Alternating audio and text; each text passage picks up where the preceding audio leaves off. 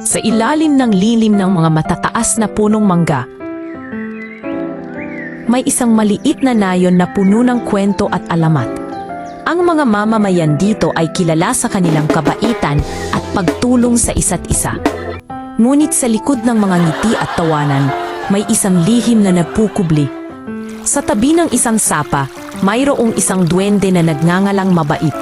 Siya ay may mahabang balbas at mga mata na kumikislap na tila mga bituin sa kalangitan. Sa kanyang puso, dala-dala niya ang isang masayang diwa, handang tumulong sa mga nangangailangan.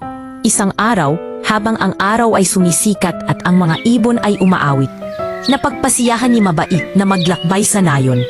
Nakita niya ang isang batang babae na nahuhulog ang mga luha sa kanyang pisngi.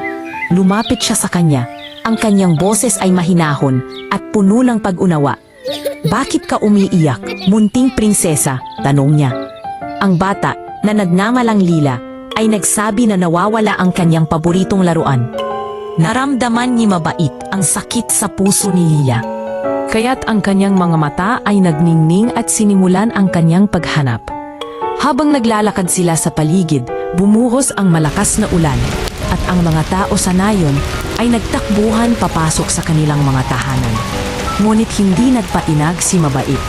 Sa kabila ng unos, patuloy silang naglakbay, tinutuklas ang mga sulok ng kagubatan. Sa kanilang paglalakbay, nakatagpo sila ng mga hamon. Mga mabigat na sanga na bumabagsak mula sa mga puno at mga palaka na bumabaha sa daan. Ngunit sa bawat pagsubok, si Mabait at Lila ay nagtutulungan, nagiging mas matatag at mas malapit sa isa't isa.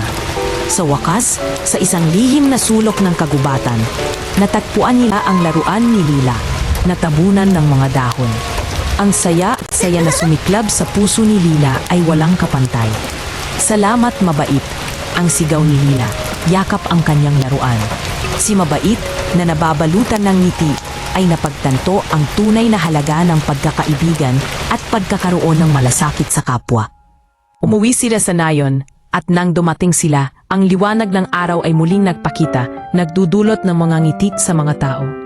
Mula sa araw na iyon, naging inspirasyon si Mabait sa lahat, at ang nayon ay napuno ng higit pang pagmamahal at pagkakaisa. Ang kanyang kwento ay naging alamat, ipinasa mula sa isang henerasyon patungo sa susunod, tungkol sa kung paano ang kabaitan ay may kapangyarihang baguhin ang mundo.